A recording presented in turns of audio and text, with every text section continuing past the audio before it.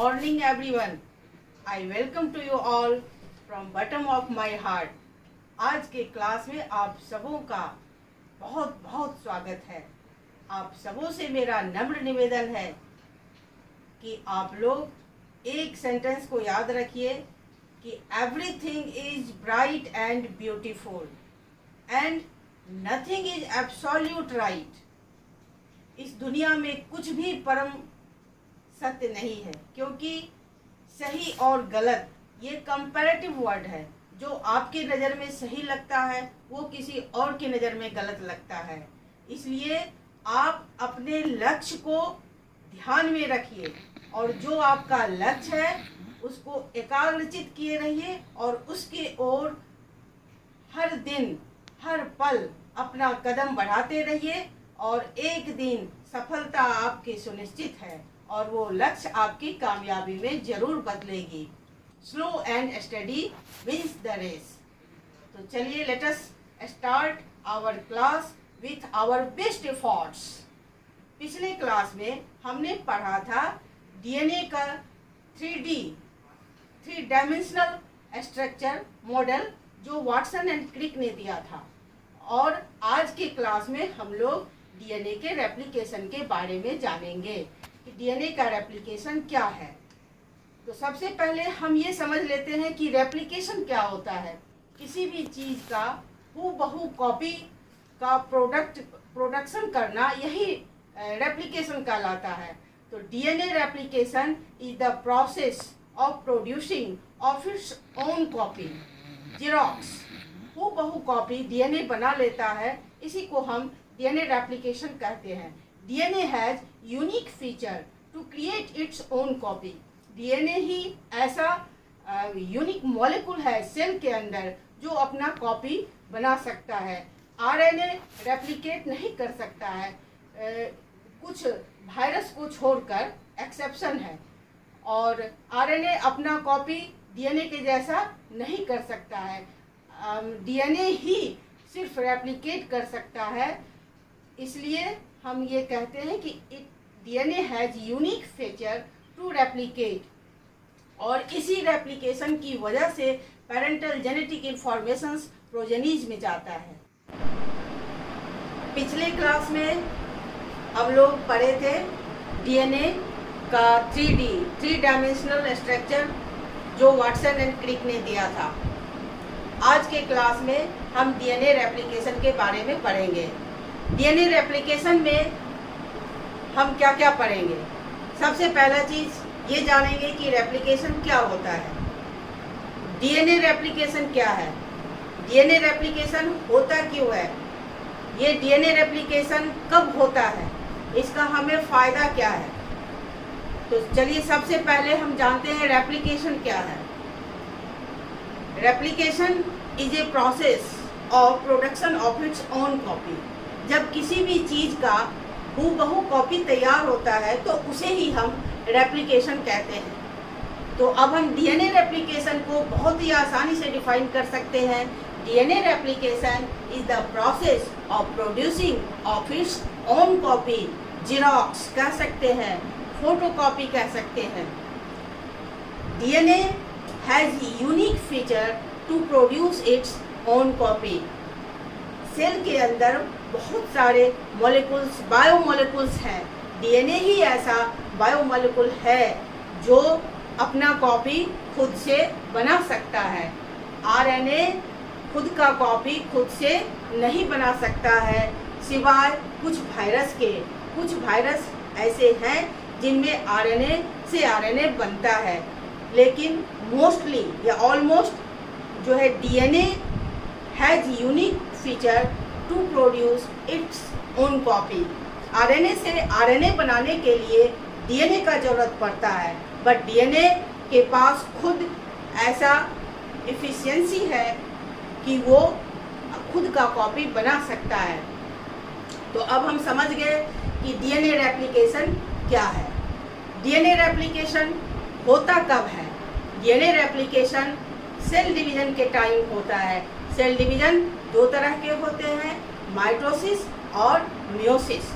Mitosis को हिंदी में समसूत्री विभाजन कहते हैं, जबकि मियोसिस को अर्धसूत्री विभाजन कहते हैं। विभाजन चाहे समसूत्री हो या अर्धसूत्री हो, माइटोसिस हो या मियोसिस हो, दोनों ही में डीएनए का रेप्लिकेशन होता है। तो सेल डिवीजन के समय कब? तो सेल डिवीजन के समय इंटरफेज में जब सिंथेटिक फेज आता है, सिंथेटिक, उस वक्त डीएनए का रेप्लिकेशन होता है। सिंथेटिक फेज से इंटरफेज में 3 फेज होते हैं, G1 phase, S phase, G2 phase. तो S फेज से पहले वाले फेज को प्री सिंथेटिक फेज कहते हैं, जबकि S फेज के बाद वाले फेज को पोस्ट सिंथेटिक फेज कहते हैं। तो G1 और G2 के बीच में आता है S फेज और इसी S फेज में डीएनए का रेप्लिकेशन होता है। आप यहाँ देखिए DNA replication, this is unique property found only in DNA except some virus. Formation of exact copies of DNA is called as DNA replication. ये कब होता है? During cell division. कब? तो एस फेज में। अब डीएनए रेप्लिकेशन का हमें क्या फायदा है? तो डीएनए रेप्लिकेशन मतलब कि जब ये सेल डिवीजन के समय जब पेरेंट कॉपी से जब डॉटर कॉपी बनता है तो पेरेंटल जेनेटिक इंफॉर्मेशन इसी प्रोसेस के द्वारा प्रोजेनिज में जाता है, जिससे हर कोई स्पीशीज अपने जनरेशन को कंजर्व किए रहता है। अब हम पॉसिबिलिटीज ऑफ रेप्लिकेशन, रेप्लिकेशन कितने तरीके से हो सकता है? तो इसकी पॉसिबिलिटीज 3 तरह से आती है। पहला कंजर्वेटिव, दूसरा डिस्ट्रक्टिव और तीसरा सेमी कंजर्वेटिव। 3 तरह की पॉसिबिलिटीज आती है। जो पहला है कंजर्वेटिव। कंजर्वेटिव में क्या होता है?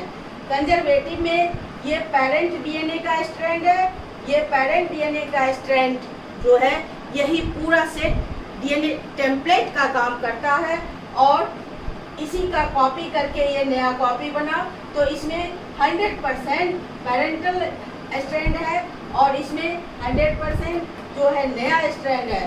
तो इस तरह से इसमें पेरेंटल स्ट्रैंड जो है कंजर्व रहा, इसलिए इसको कंजर्वेटिव प्रोसेस है। और इस दूसरा है डिस्ट्रप्टिव प्रोसेस। डिस्ट्रप्टिव मतलब होता है रैंडम ब्रेकिंग, मतलब कहीं कहीं से ब्रेक हुआ। तो यहाँ देखिए इसमें कहीं यहाँ क्या है, यहाँ न्यू, ये जो ब्लैक कलर है ये न्यू स्ट्रैंड वाले के लिए है और जो ब्लू कलर है ये पेरेंट स्ट्रैंड वाले को दिखता है। तो ये ब्लैक कलर है, यहाँ न्यू, ये फिर ब्लू है, यहाँ ये ओल्ड, इस तरह से ओल्ड न्यू ओल्ड फिर न्यू ओल्ड, इस तरह से ये रैंडमली ब्रेकिंग है, सेगमेंट फ्रैगमेंट्स है, इसलिए इसको डिस्ट्रप्टिव कहा गया। जबकि तीसरा है semi conservative. Semi conservative process में जो डीएनए के जो दोनों पॉलीन्यूक्लियोटाइड स्ट्रैंड होते हैं, ये दोनों ही अनविंड होते हैं और दोनों ही स्ट्रैंड टेम्पलेट का काम करते हैं और दोनों ही फिर कॉम्प्लीमेंट्री बेस पेयर्स के द्वारा ये अपना स्ट्रक्चर तैयार करते हैं। तो इसमें क्या होता है, इसमें एक पूरा 100% क्या है, ये ब्लू कलर ये ओल्ड है, पेरेंट है, और ये जो है ये न्यू है। तो इसमें 50% पेरेंटल डीएनए है और 50% न्यू है, डॉटर है। तो इस तरह से इसमें सेमी मतलब होता है हाफ। तो 50% पेरेंटल है, ओल्ड है, और 50% न्यू है, डॉटर है, इसलिए से इसमें 50% कंजर्व रहा, इसलिए इसे सेमी कंजर्वेटिव प्रोसेस कहा गया। अब इस तीनों में से सेमी कंजर्वेटिव को ही माना गया और इसको वेरीफाई किया इन साइंटिस्ट ने। इसको वेरीफाई किया सबसे पहले टेलर ने, पिक्सिया फवा जो ब्रॉड बीन प्लांट है उसमें एक्सपेरिमेंट के द्वारा उसको प्रूव किया। इसके बाद मेसेल्सन एंड स्टॉल ने ई कोलाई में इसको एक्सपेरिमेंटली वेरीफाई किया और उस एक्सपेरिमेंट का नाम है density gradient centrifugation. Density gradient का मतलब होता है जो डेंसिटी में किसी दो चीज़ के डेंसिटी में जो डिफरेंस हो, जो डिफरेंस का रेशियो हो, उसी के हम डेंसिटी ग्रेडियंट कहते हैं। और सेंट्रीफ्यूगेशन इस प्रोसेस के द्वारा क्या होता है, जो डिफरेंट डेंसिटी वाले जो सब्सटेंस होते हैं वो डिफरेंट लेयर में होते हैं।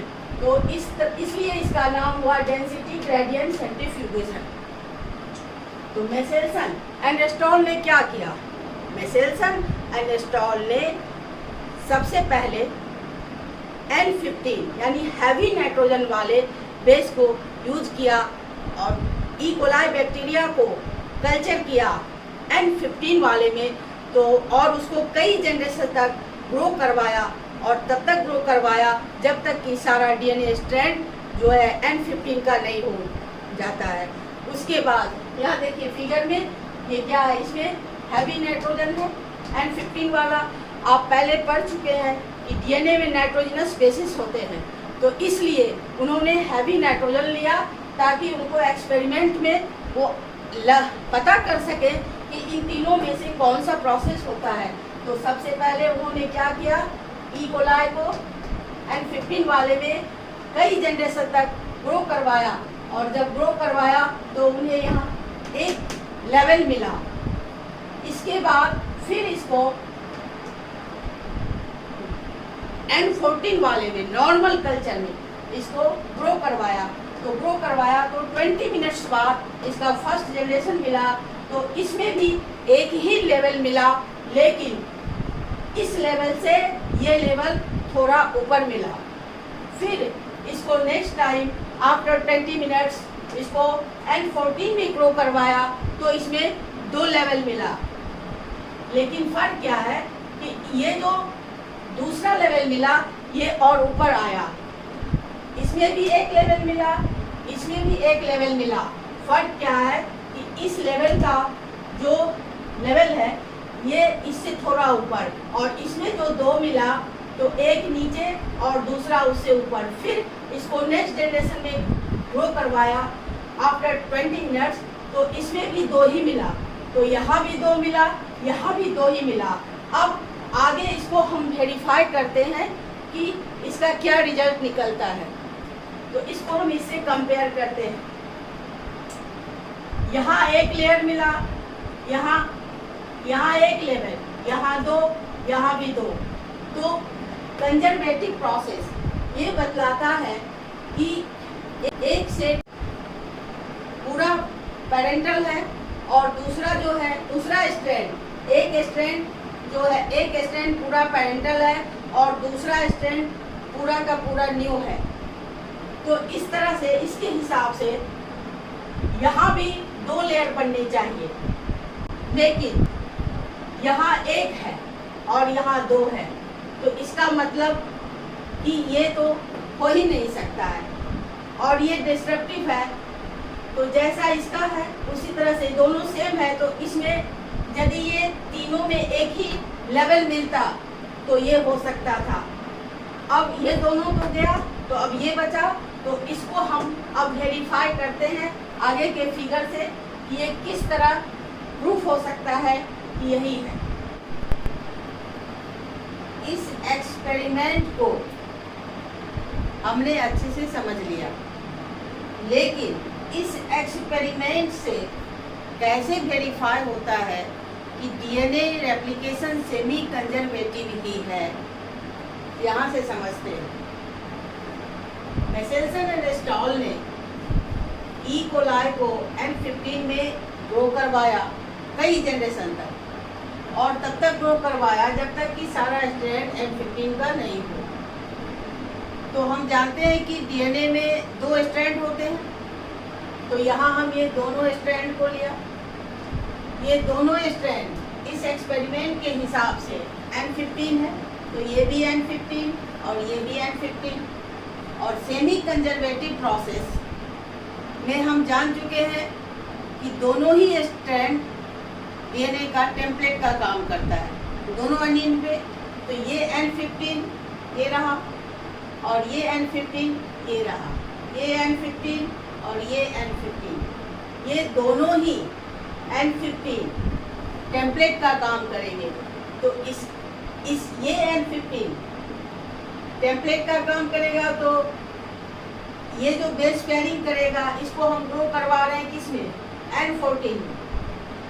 तो ये जो पेयरिंग करेगा तो इसके लिए जो बेस चाहिए तो नाइट्रोजन इसी से लेगा N14 से, तो दूसरा स्ट्रैंड क्या हुआ N14, इसमें भी क्या हुआ N14।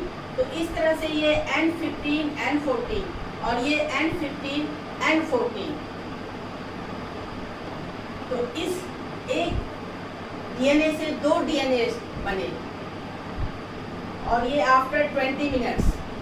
यहाँ भी देखिए ये जब इसको ये इस N15 वाले को जब N14 में ग्रो करवाया तो आफ्टर 20 मिनट्स ये फर्स्ट जनरेशन N14 N15।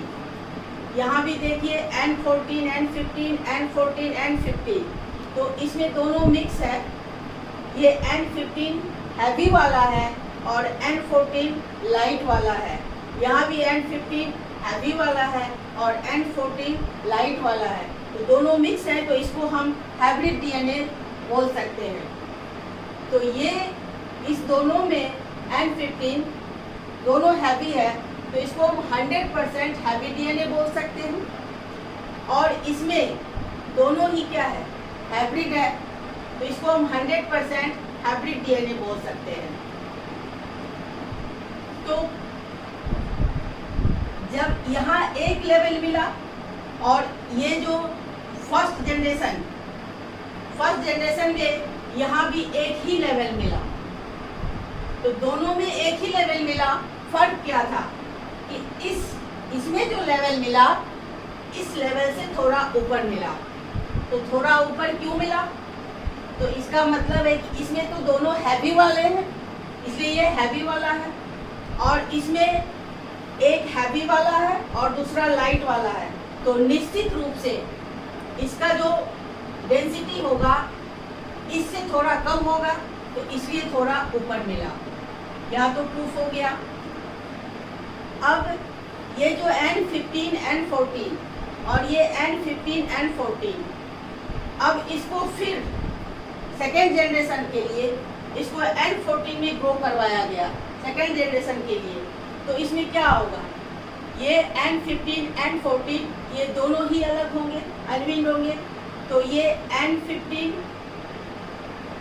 और ये N14 ये दोनों ही टेम्पलेट का काम करेगा। ये N15 और ये N14, ये N15 यहाँ और ये N14 यहाँ, दोनों टेम्पलेट का काम करेंगे। और ये N15 यहाँ N14 यहाँ, ये दोनों टेम्पलेट का काम करेंगे। और इनको फिर कल्चर करवाया गया N14 में, तो इनका जो फिर नया स्ट्रैंड बनेगा तो ये N14 और इस N14 वाले के साथ भी N14 ही आएगा, क्योंकि हम इसको कल्चर करवा रहे हैं N14 में। N15 तो है ही नहीं, तो इसलिए यहाँ 1 से 2 बना और 2 से 4, 1 2 3 4।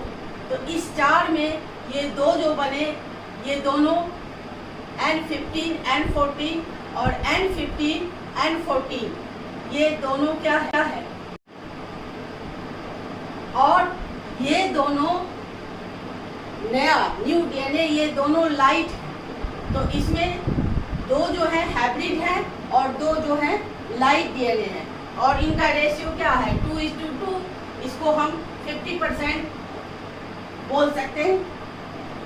तो एक लेयर क्या मिला, जो इसमें मिला था वही, क्योंकि यहाँ पर N15 और N14 का है और यहाँ भी N15 N14 का है, तो दोनों एक ही जैसे हैं, दोनों का डेंसिटी एक है। तो यहाँ ये एक लेयर मिला, ये N14 वाले से हैवी, क्योंकि इसमें एक हैवी एक लाइट का मिक्स है, तो ये नीचे, और N14 इससे इसका डेंसिटी कम होगा तो ये ऊपर आया। फिर इसको अगले जनरेशन में फिर ग्रो करवाया गया, तो फिर इसको जब ग्रो करवाया गया तो फिर 4 से 8 बनेंगे, जिसमें 2 हाइब्रिड डीएनए और 6 जो होंगे वो लाइट वाले होंगे, और उसका रेशियो क्या होगा 25%। तो इस तरह से 3 जनरेशन, इसको कितने भी जनरेशन में आप ग्रो करवाएंगे तो हर जनरेशन में 2 ही हाइब्रिड डीएनए मिलेगा और बाकी सब लाइट ही मिलेगा। तो इससे क्या प्रूफ होता है कि डीएनए रेप्लिकेशन जो है ये सेमी कंजर्वेटिव ही है। कभी भी आपको 2 से ज़्यादा हाइब्रिड डीएनए नहीं मिलेगा, क्योंकि हम इसको N14 वाले में ही ग्रो करवा रहे हैं। इस एक्सपेरिमेंट को तो आप समझ लिए। ऐसे ही एक्सपेरिमेंट टेलर ने किया था विक्सिया फावा, जो ब्रॉड पिन प्लांट है, उसमें उन्होंने रेडियो एक्टिव थायमिन को यूज़ किया था। तो जैसे यहाँ एक हैवी और एक लाइट स्ट्रैंड है डीएनए का, उसी तरह से एक जो होगा रेडियो एक्टिव और दूसरा नॉन रेडियो एक्टिव। और जैसे इन्होंने कई जनरेशन तक ग्रो करवाया, उसी तरह से उन्होंने कई जनरेशन तक उसको एक्सपेरिमेंट किया, तो एक में रेडियो एक्टिव और दूसरा में नॉन रेडियो एक्टिव, और यही रेशियो आएगा। और ये सारा एक्सपेरिमेंट ये प्रूव करता है कि डीएनए जो रेप्लिकेशन है ये सेमी कंजर्वेटिव है, और यही सर्वमान्य हुआ। अब डीएनए रेप्लिकेशन में किस तरह से ये अनविंड होते हैं, कैसे खुलते हैं, उनका क्या प्रोसीजर है, वो आगे के क्लास में पढ़ेंगे। और उस प्रोसीजर को पढ़ने से पहले हम इस प्रोसेस पर कुछ सवाल सॉल्व करेंगे। क्वेश्चन सॉल्व करने के बाद ये सारा एक्सपेरिमेंट आपको समझ में आ जाएगा। आगे के क्लास में हम इस पर बेस्ड कुछ क्वेश्चन सॉल्व करेंगे। Thanks, have a nice day.